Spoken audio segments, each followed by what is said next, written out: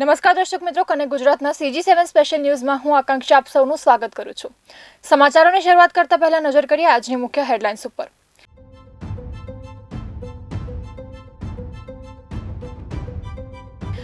અમરેલી જિલ્લાના જાફરાબાદમાં કચરાનું રિસાયકલિંગ કરતા કારખાનામાં ભીષણ આગ લાગતા દોડધામ। ફાયરની 7 ટીમ દ્વારા બચાવ કામગીરી, આગમાં મોટા નુકસાનની આશંકા। જૂનાગઢમાં સેવા સેતુ કાર્યક્રમમાં કેન્દ્રીય મંત્રી, અધિકારી અને જનપ્રતિનિધિઓને માનવીય સંવેદના દાખવવા આપી સૂચન। જનતા પાસે જનપ્રતિનિધિએ ઝૂકવા આપી સૂચના। ગીર સોમનાથ જિલ્લામાં જોખમી રીતે પરિવહન કરતા વાહનો સામે જિલ્લા કલેક્ટરની કડક કાર્યવાહી। 3 માસમાં 674 વાહનોને દંડ ફટકારાયો। ભરૂચ જિલ્લાના ઝઘડિયામાં MP મનસુખ વસાવા, MLA ચૈતર વસાવા એક સાથે જોવા મળ્યા। હડતાલ પર ઉતરેલા બ્રિટાનિયા કંપનીના કર્મચારીઓની લીધી મુલાકાત। હવે સમાચાર વિગતવાર। અમરેલી જિલ્લાના જાફરાબાદમાં બાબરકોટ ગામ નજીક આવેલ ખાનગી કારખાનામાં ભીષણ આગ લાગી હતી। આગે વિકરાળ સ્વરૂપ ધારણ કરતા 7 જેટલી ફાયર બ્રિગેડની ટીમોએ ઘટનાસ્થળે દોડી જઈ આગ પર કાબુ મેળવવાના પ્રયાસો હાથ ધર્યા હતા।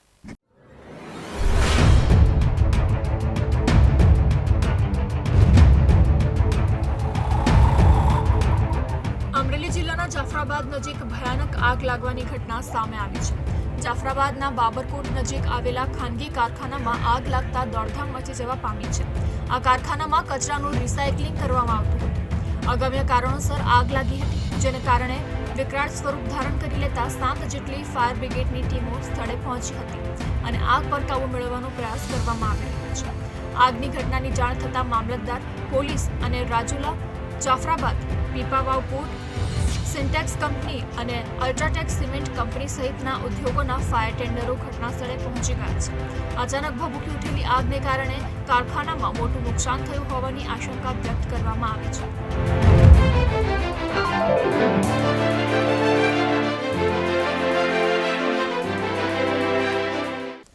ગીર સોમનાથ જિલ્લામાં જોખમી રીતે દોડતા ભારદારી વાહનો સામે જિલ્લા કલેક્ટર દ્વારા કડક કાર્યવાહી કરવામાં આવી હતી અને 3 મહિનામાં 674 વાહનો સામે ₹33,24,000ની દંડાત્મક કાર્યવાહી કરી હતી।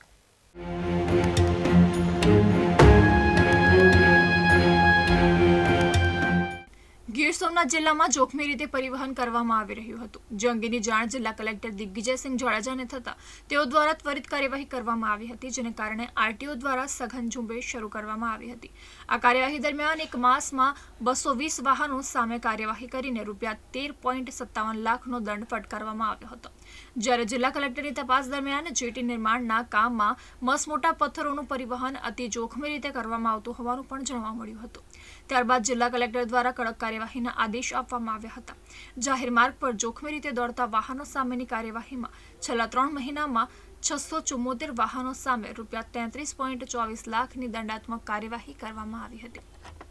અત્યાર સુધીમાં RTO કુલ 220 કેસો કર્યા છે અને 13.6 લાખનો એને દંડ પણ એમાં કર્યો છે અને આ કામગીરી છે એ સતત અમે ચાલુ જ રાખશું। જૂનાગઢના મેંદરડામાં કેન્દ્રીય મંત્રી મનસુખ માંડવિયાની ઉપસ્થિતિમાં સેવા સેતુ કાર્યક્રમનું આયોજન કરવામાં આવ્યું હતું। આ કાર્યક્રમમાં અધિકારી અને જનપ્રતિનિધિઓને માનવીય સંવેદના દાખવવા માટે મંત્રીએ ટકોર કરી હતી।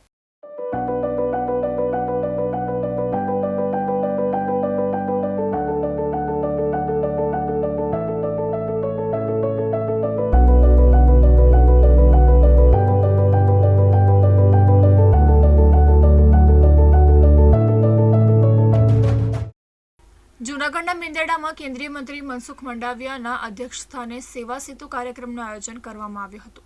આ કાર્યક્રમમાં સંબોધન દરમિયાન મંત્રી મનસુખ માંડવિયાની વાતમાં સરકારી કામકાજની વ્યવસ્થા સામે નારાજગીભર્યું વલણ જોવા મળ્યું હતું અને તેઓએ જનતા સામે જનપ્રતિનિધિને ઝૂકવા માટે સૂચના આપી હતી, તેમજ સામાન્ય લોકો પાસે તંત્ર દ્વારા અપનાવવામાં આવતું તુમાખી ભર્યા વલણ સામે પણ મંત્રીએ નારાજગી વ્યક્ત કરી હતી। વધુમાં મંત્રી માંડવિયાએ અધિકારી અને જનપ્રતિનિધિઓને સામાન્ય લોકો પ્રત્યે માનવીય સંવેદના દાખવવા પણ જાહેરમાં સૂચના આપી હતી। 2.5 વર્ષ ગુજરાત સરકારમાં રહ્યો, મારો અનુભવ છે ક્યારેક આપણે નીચે વહીવટી તંત્રને કહેતા હોય ભાઈ આવો કાગળ આવ્યો છે, મને રજૂઆત છે, તો કે હા સાહેબ હજી પરમ દિવસ જ આવ્યો છે ને। પરમ દિવસ કાગળ આવ્યો હોય, એક ટેબલ પર પડ્યો હોય, એ ટેબલથી બીજે ટેબલ ઉપર એ કાગળ હાલે, પછી ત્રીજા ટેબલ ઉપર કાગળ હાલે, એટલે એ મેન અધિકારી સુધી આવતા 10-15 દિવસ થઈ। એના બદલે સંવેદનાથી એ કામને જોઈને, કામની ગંભીરતાને સમજીને તરત જ એ કાગળનો નિકાલ થાય. નરેન્દ્ર મોદી અને ભારતીય જનતા પાર્ટીની સરકારની અપેક્ષા છે. જનપ્રતિનિધિઓ ઝૂકે જનતાની વચ્ચે અને વહીવટી તંત્ર ટાઈટ ચાલે, એ આ શાસનની અંદર સંભવ નથી ને હું હોતે હોય તો નથી જ ભાઈ. આ સંવેદનાથી કામ થાય એવી મારી અપેક્ષા છે. ભરૂચની ઝઘડિયાની બ્રિટાનિયા કંપનીના છેલ્લા 6 દિવસથી હડતાલ પર ઉતરેલા કર્મચારીઓના સમર્થનમાં ભાજપ, આપ અને કોંગ્રેસના અગ્રણીઓ એક સાથે જોવા મળ્યા હતા. ભાજપના સાંસદ મનસુખ વસાવા, આમ આદમી પાર્ટીના ધારાસભ્ય ચૈતર વસાવા અને કોંગ્રેસના આગેવાન શેરખાન પઠાણે હડતાલ પર ઉતરેલા કર્મચારીઓ સાથે મુલાકાત કરી હતી.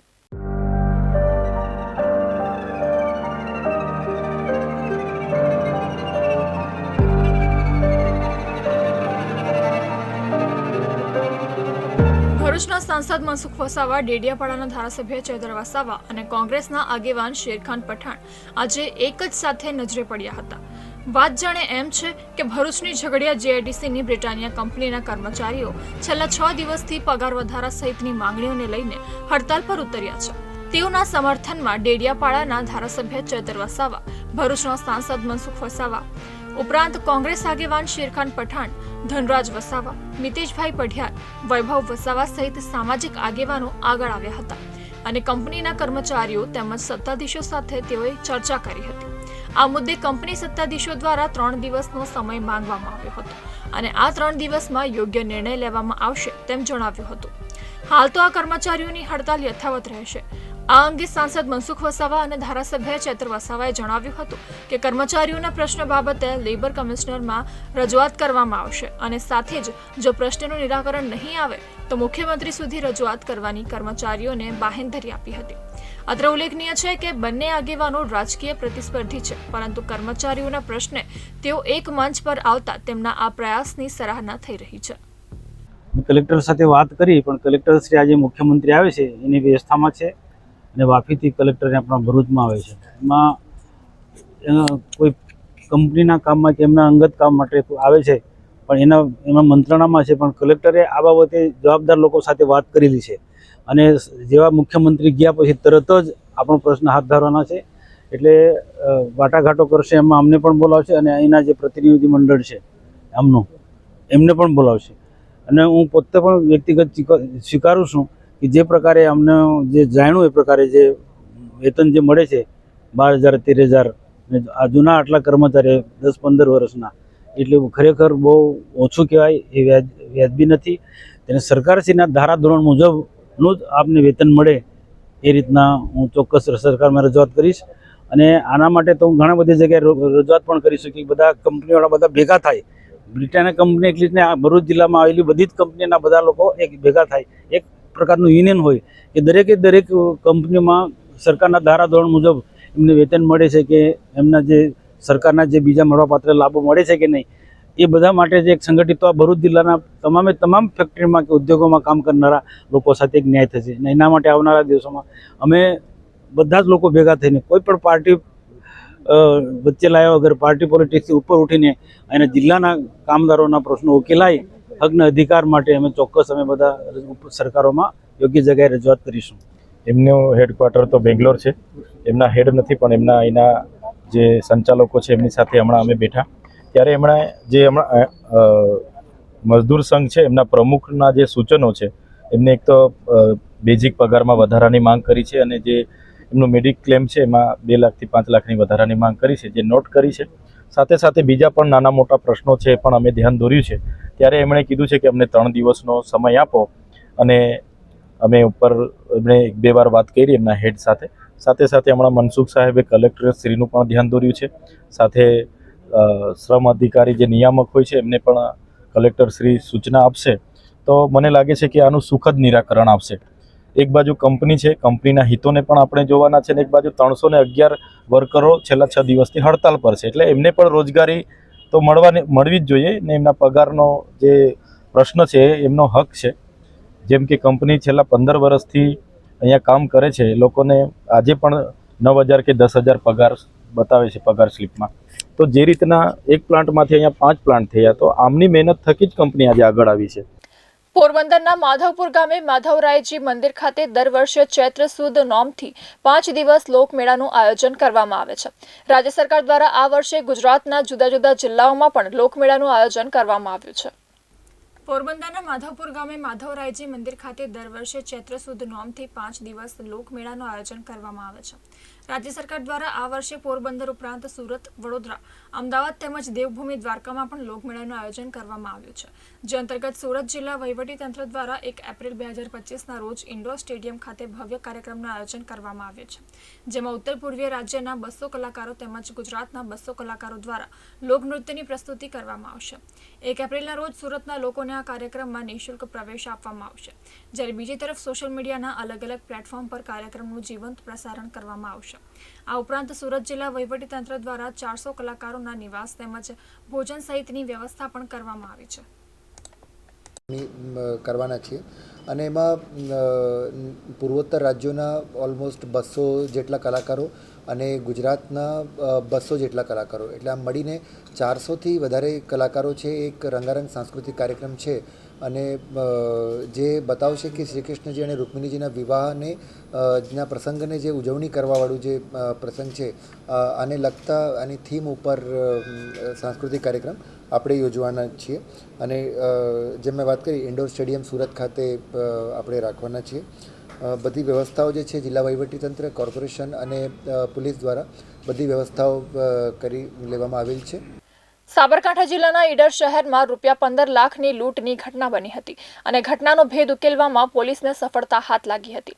પોલીસે 2 આરોપીની ધરપકડ કરી છે અને ફરાર આરોપીને ઝડપી પાડવા માટેના ચક્રો ગતિમાન કર્યા છે.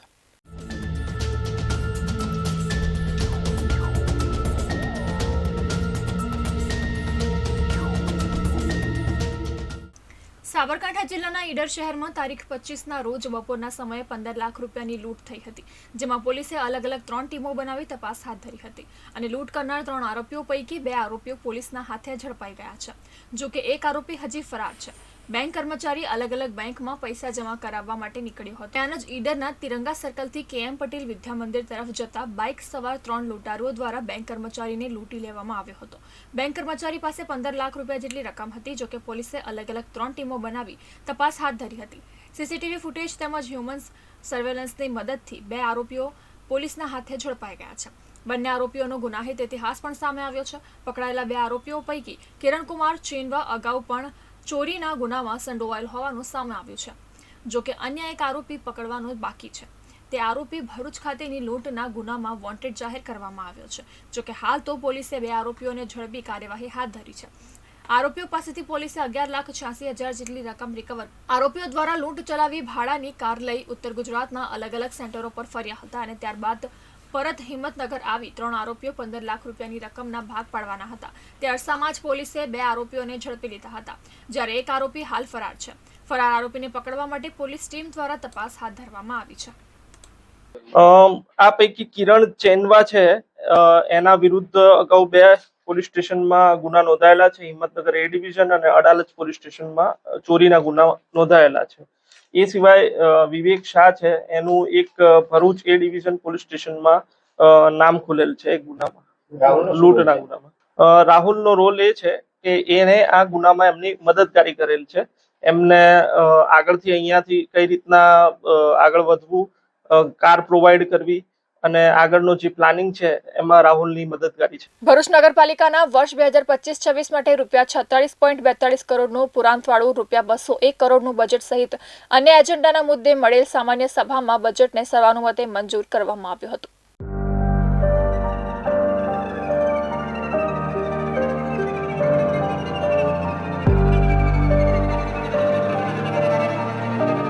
ભરૂચ નગર સેવા સદનની બજેટલક્ષી ખાસ સામાન્ય સભા પ્રમુખ વિભૂતિબા યાદવની અધ્યક્ષતામાં સભાખંડ ખાતે મળી હતી. જેના પ્રારંભે પાલિકા સભ્ય વિશાલ વસાવાના નિધન બદલ 2 મિનિટનું મૌન પાડી શ્રદ્ધાંજલિ અર્પવામાં આવી હતી. જે બાદ કારોબારી ચેરમેન હિમેન્દ્ર પ્રજાપતિએ વર્ષ 2025-26નું 46.42 કરોડનું પુરાંતવાળું ₹201 કરોડનું બજેટ રજૂ કરી આંકડાકીય માહિતી આપવા સાથે આ વર્ષે વિવિધ ગ્રાન્ટ હેઠળ રંગોપવન, પંડિત ઓમકારનાથ ઠાકુર કલા ભવનનું નવીનીકરણ તેમજ રતન તળાવનું બ્યુટિફિકેશન તેમજ ટ્રાફિક સર્કલ અને રોડના નવીનીકરણ જેવી મુખ્ય બાબતો અંગે જણાવી આગામી થોડા જ દિવસોમાં તેની કામગીરી શરૂ કરી દેવામાં આવશે તેવું કહ્યું હતું. તે ઉપરાંત શહેરના પૂર્વ વિસ્તારમાં ફાયર સ્ટેશન પણ આગામી દિવસોમાં કાર્યરત થઈ જશે તેમજ પાલિકાની નવી બિલ્ડિંગ તેમજ અન્ય માટે પણ જોગવાઈ કરાઈ હોવાનું કહ્યું હતું. પ્રમુખ સ્થાનેથી રજૂ થયેલ એક નેશન એક ઇલેક્શનના સમર્થનનો ઠરાવ પણ વિપક્ષી સભ્યોએ વિરોધ કરતા શાસક પક્ષે તેને બહુમતીના જોરે મંજૂરીની મોહર મારી હતી.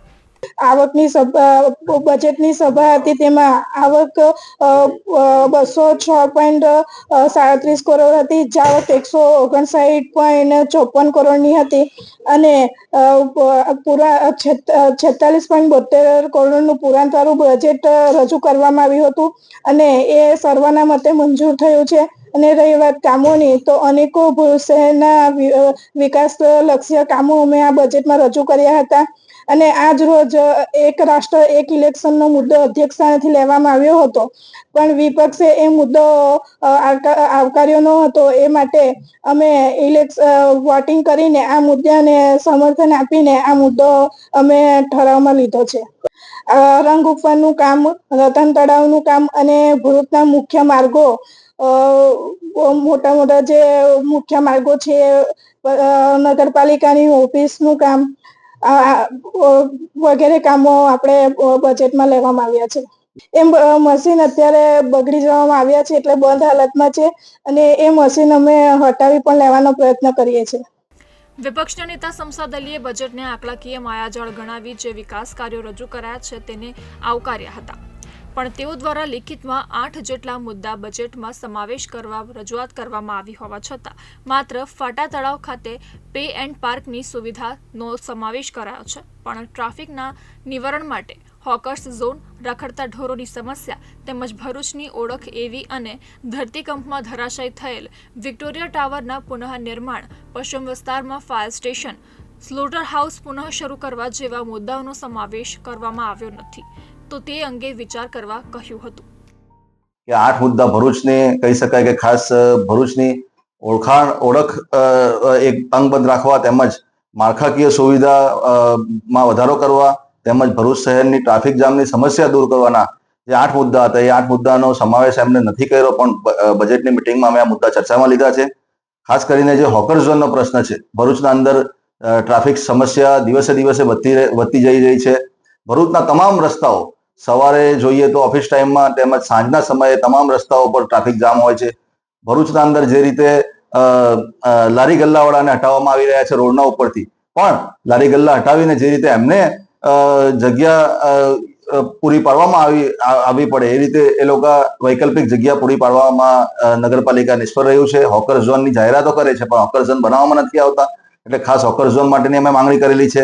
એની સાથે સાથે જે રીતે ભરૂચ નગરપાલિકાની જગ્યા પર પે એન્ડ પાર્કિંગ ઊભું કરવા માટેની જે અમે ગયા બોર્ડમાં પણ રજૂઆત કરેલી હતી, આજે પણ લેખિતમાં આપેલું હતું, એમાં ફાટા તળાવની જગ્યાના ઉપર પે એન્ડ પાર્કિંગ એમણે મંજૂર કરેલું છે, અમે આવકારીએ છીએ. ખાસ એમની સાથે સાથે જે રીતે મુખ્ય રસ્તાના ઉપર રખડતા ઢોરોનો ખૂબ ત્રાસ છે, એના લીધે અકસ્માતો તેમજ અગાઉના કહી શકાય કે વર્ષો પહેલા મૃત્યુ પણ થયા છે. એટલે ખાસ અમે પાંજરાપોળ નવું બનાવવા માટે, ઢોર ડબ્બો બનાવવા માટે જે કંઈ પણ ભરૂચ શહેરના અંદર ગૌચરની જગ્યા હોય ત્યાં તાત્કાલિક ધોરણે પાંજરાપોળ બનાવવામાં આવે એવી માંગ કરેલી છે. એટલે રંગમંચના કલાકારો માટે પણ આજે જુઓ તો ભરૂચનું પંડિત ઓમકારનાથ હોલ પણ છેલ્લા 6-8 મહિનાથી બંધ છે. ભરૂચના રંગમંચના કલાકારો માટે કોઈ પણ ભરૂચના અંદર ઓડિટોરિયમ હોલ અથવા તો બીજા કોઈ હોલ ઉપલબ્ધ નથી. અંકલેશ્વર નગરને સ્વચ્છ નગર બનાવવા નગરપાલિકા નવતર પ્રયાસ કરી રહી છે. શહેરમાં ગંદકી ફેલાવનારને સીસીટીવીની મદદથી ઝડપી પાડી કડક હાથે કામ લેવામાં આવશે.